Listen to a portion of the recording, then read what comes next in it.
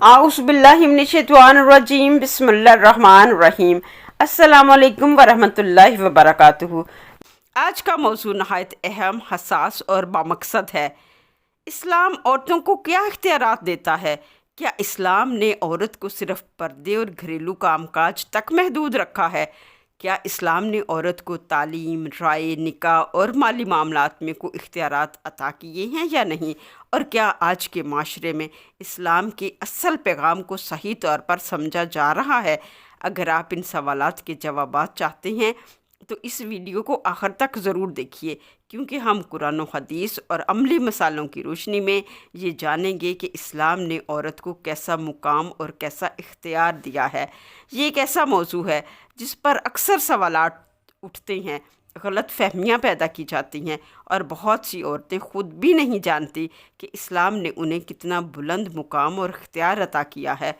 अल्लाह ताला ने इंसान को अशरफुल मखलूक़ात बनाया है। मर्द और औरत दोनों को बराबरी की बुनियाद पर पैदा फरमाया है। कुरान मजीद में इरशाद है, या युहन्नासु इत्तक़ू रब्बकुमुल्लज़ी खलक़कुम मिन नफ्सिन वाहिदातिन व खलक़ मिन्हा ज़ौजहा। ए लोगो, डरो उस रब से जिसने तुम्हें एक ही जान से पैदा किया और फिर उससे उसका जोड़ा पैदा किया। ये आयत औरत की तख्लीक और उसके बराबर मर्तबे का सबूत है कि अल्लाह ताला ने दोनों की तख्लीक बराबर की है। इस्लाम ने हकूक़ में बराबरी दी है, मगर ज़िम्मेदारियों में फ़र्क रखा है।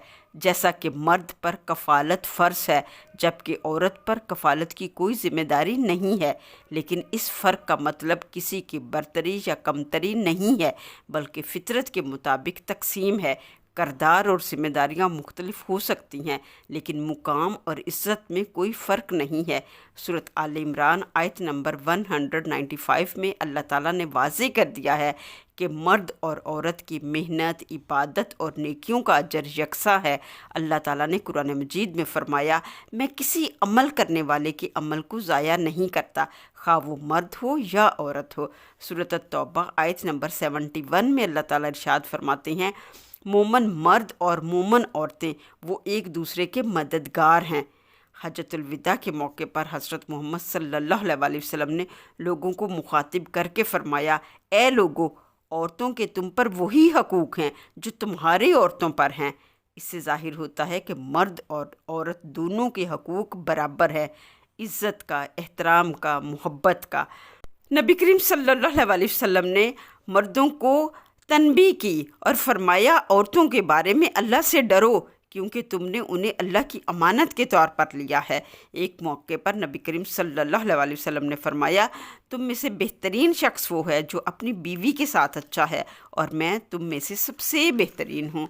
इस्लाम ने औरत को तालीम हासिल करने का हक़ दिया है, बल्कि इसको फ़र्ज़ करार दिया है। हज़रत आयशा रज़ियल्लाहु ताला अन्हा इल्म, फ़िक़्ह और हदीस की माहिर थीं और बड़े बड़े सहाबा इनसे इल्म हासिल किया करते थे। नबी करीम सल्लल्लाहु अलैहि वसल्लम ने फरमाया, इल्म हासिल करना हर मुसलमान मर्द और औरत पर फ़र्ज़ है। निकाह और तलाक़ में औरत को इख्तियार हासिल है। इस्लाम औरत को निकाह में अपनी रज़ा का इख्तियार देता है। एक बालग लड़की को हक़ हासिल है कि वो अपनी मर्ज़ी और पसंद का निकाह करे। जब नबी करीम सल्लल्लाहु अलैहि वसल्लम के पास हज़रत फ़ातिमा के लिए हज़रत अली करमल्लाहु वजहू का प्रपोज़ल आया तो आप सल्लल्लाहु अलैहि वसल्लम ने सबसे पहले अपनी बेटी की राय मालूम की। आपने अपनी प्यारी बेटी फ़ातिमा से पूछा, फ़ातिमा, तुम्हारे लिए अली का रिश्ता आया है, अगर कहो तो हाँ कर दूँ। जब हज़रत फ़ातिमा रज़ियल्लाहु ताला अन्हा ने रिश्ते के लिए हाँ कही तो बाद में आप सल्लल्लाहु अलैहि वसल्लम ने हज़रत अली को पॉजिटिव आंस किया और रिश्ता पक्का किया। सही बुखारी में है, नबी करीम सल्लल्लाहु अलैहि वसल्लम ने फरमाया, कवारी लड़की का निकाह उसकी इजाज़त के बगैर ना किया जाए।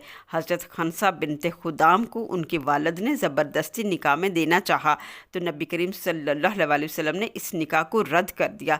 इस्लामी तलीमात के मुताबिक औरत को निकाह में मर्ज़ी देने का मुकम्मल हक़ हासिल है। अगर निकाह के बाद औरत को शोहर से नापसंदीदगी हो तो वो खुला का मुतालबा भी कर सकती है। خلا کا مطلب ہے عورت کا شوہر سے علیحدگی کا حق۔ سورۃ بقرہ آیت نمبر 229 میں اللہ تعالیٰ فرماتے ہیں طلاق 2 بار تک ہے، پھر بھلائی کے ساتھ روک لینا یا اچھے طریقے سے چھوڑ دینا ہے، اور تمہارے لیے جائز نہیں کہ تم نے جو کچھ عورتوں کو دیا ہو اس میں سے کچھ واپس لو، مگر اس صورت میں کہ دونوں کو اندیشہ ہو کہ وہ اللہ کی حدود قائم نہ رکھ سکیں گے۔ تو اگر تمہیں خوف ہو کہ میاں بیوی اللہ کی حدود کو قائم نہ رکھ سکیں گے تو ان پر اس مالی معاوضے میں کچھ گناہ نہیں جو عورت بدلے میں دے کر چھٹکارا حاصل کر لے۔ یہ اللہ کی حدیں ہیں، ان سے آگے نہ بڑھو، اور جو اللہ کی حدود سے آگے بڑھے وہی ظالم ہے۔ ابن ابی حاتم میں ہے کہ ایک شخص نے اپنی بیوی سے کہا کہ نہ تو میں تجھے بساؤں گا نہ چھوڑوں گا۔ اس نے کہا یہ کس طرح؟ تو کہنے لگا طلاق دے دوں گا، اور جہاں عدت ختم ہونے کا وقت آیا تو رجوع کر لوں گا، پھر طلاق دے دوں گا، پھر عدت ختم ہونے سے پہلے رجوع کر لوں گا، اور یوں ہی کرتا چلا جاؤں گا۔ اسلام سے پہلے یہ دستور تھا کہ خامد جتنی چاہے طلاقیں دیتا چلا جاتا اور عدت میں رجوع کرتا چلا جاتا۔ اس سے عورتوں کی جان غضب میں رہتی، اس طرح عورتوں کو تنگ کرتے تھے، تو اسلام نے اس کی حد بندی کر دی کہ رجوع 2 طلاق تک ہی ہو سکتا ہے، تیسری طلاق کے بعد رجوع کا حق ختم ہو جائے گا، اور عورت کو بھی یہ حق دیا کہ وہ اپنا حق مہر چھوڑ کر خلا لے سکتی ہے۔ یہ بھی مردوں پر حرام ہے کہ وہ عورتوں کو اتنا تنگ کریں کہ عورتیں اپنا حق مہر چھوڑ کر طلاق پر آمادگی ظاہر کریں۔ سورۃ النساء میں یہ وضاحت کر دی گئی ہے کہ جب نا اتفاقی بڑھ جائے، عورت اس سے خوش نہ ہو اور اس کے حق کو بجا نہ لاتی ہو، تو ایسی صورت میں وہ کچھ دے لے کر یعنی حق مہر چھوڑ کر اپنے خامد سے طلاق حاصل کر سکتی ہے، تو اسے عورت کے دینے میں اور اسے مرد کے لینے میں کچھ گناہ نہیں ہے۔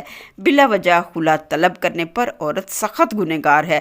ترمذی شریف میں ہے کہ جو عورت اپنے خامد سے بے سبب طلاق طلب کرے اس پر جنت کی خوشبو حرام ہے۔ حضرت ثابت بن قیس کی بیوی نے حضرت نبی کریم صلی اللہ علیہ وسلم سے کہا یا رسول اللہ، ان کے دین اور اخلاق میں کوئی کمی نہیں، لیکن میں ان کے ساتھ نہیں رہ سکتی۔ تو نبی کریم صلی اللہ علیہ وسلم نے ان سے خلا دلوایا۔ یہ عورت کے حق کے علیحدگی کا ایک شفاف اور مہذب طریقہ ہے جو ظلم اور زبردستی سے بچاؤ فراہم کرتا ہے۔ عورت کو مالی معاملات میں آزادی اور اختیار دیا گیا ہے۔ نکاح کے وقت عورت کا مہر مقرر کیا جاتا ہے۔ عورت آزاد اور خود مختار ہے کہ وہ چاہے تو حق مہر معاف کر دے یا وصول کرے، اور حق مہر کی رقم جہاں چاہے اپنی مرضی سے خرچ کر سکتی ہے۔ قرآن مجید میں مرد شوہروں کو حکم دیا گیا ہے کہ وہ عورتوں کو ان کے مہر خوش دلی سے ادا کر دیا کریں۔ بطور ماں عورت کا بہت اعلیٰ مرتبہ ہے۔ ایک شخص نے رسول اللہ صلی اللہ علیہ وسلم سے پوچھا یا رسول اللہ، میرے حسن سلوک کا سب سے زیادہ حقدار کون ہے؟ تو آپ صلی اللہ علیہ وسلم نے فرمایا تمہاری ماں۔ اس نے دوبارہ پوچھا پھر کون؟ تو آپ صلی اللہ علیہ وسلم نے فرمایا تمہاری ماں۔ پھر پوچھا یا رسول اللہ پھر کون میرے حسن سلوک کا حقدار ہے؟ پھر آپ صلی اللہ علیہ وسلم نے تیسری بار پھر فرمایا تمہاری ماں، اور چوتھی بار پوچھنے پر آپ صلی اللہ علیہ وسلم نے فرمایا تمہارا باپ۔ یہ حدیث ماں کے مرتبے اور عورت کی عصمت کو واضح کرتی ہے۔ عورت کو تجارت کرنے کمانے کا بھی پورا حق حاصل ہے، لیکن مذہب کی مقرر کردہ حدود میں رہتے ہوئے۔ اگرچہ یہ لازم ہے کہ عورت غیر محرم سے دوری اختیار کرے اور بے پردگی نہ کرے۔ حضرت خدیجہ رضی اللہ تعالیٰ عنہ مکہ کی ایک کامیاب تاجر خاتون تھی۔ حضرت عائشہ رضی اللہ تعالیٰ عنہ صحابہ کرام کو احادیث اور قرآن کی تعلیم دیا کرتی تھی۔ عورت اپنے والد، خامند، بیٹے اور بہن ہونے کے ناطے بھائی کی عدم موجودگی میں وراثت کی حقدار ہے۔ نبی کریم صلی اللہ علیہ وسلم نے فرمایا اللہ تعالیٰ نے ہر حقدار کو اس کا حق دے دیا ہے، یعنی جو عورت یا مرد شرعی وارث ہیں اسے حق ضرور ملے گا اور کوئی اس میں کمی یا زیادتی نہیں کر سکتا۔ عورت پر مالی اخراجات کی کوئی ذمہ داری نہیں ہے، جو مال اس کو ملے وہ اس کی ملکیت ہے۔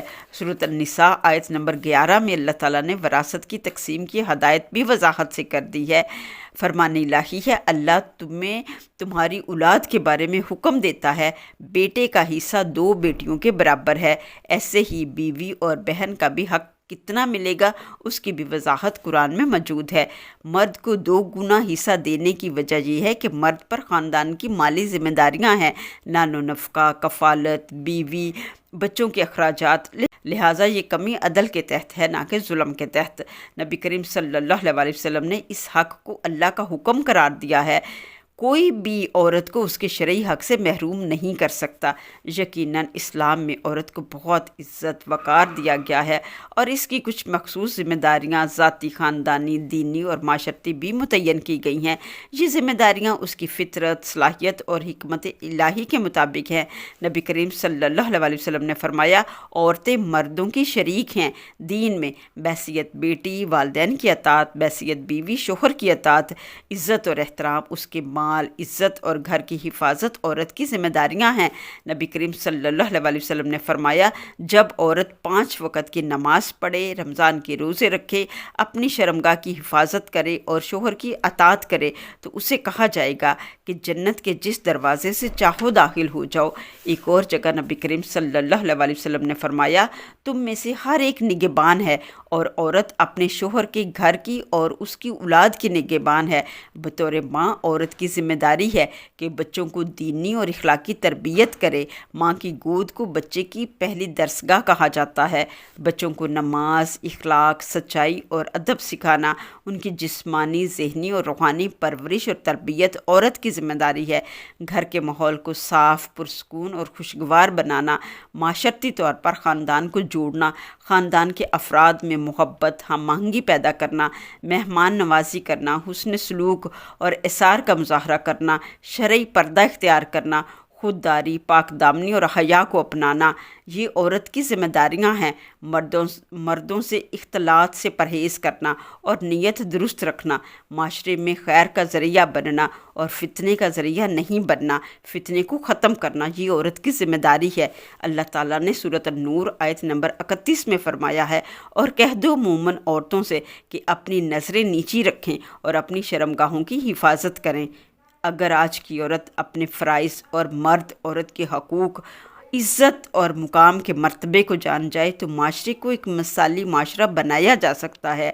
آئیے مل کر ایک ایسا معاشرہ بنائیں جہاں ہر لڑکی کو اس کے حقوق بھی دیے جائیں اور وہ اپنے فرائض کو بھی بخوبی انجام دے۔ اگر ویڈیو پسند آئی ہو تو لائک، شیئر اور سبسکرائب ضرور کریں تاکہ علم کا یہ پیغام دوسرے لوگوں تک پہنچ سکے۔ جزاک اللہ۔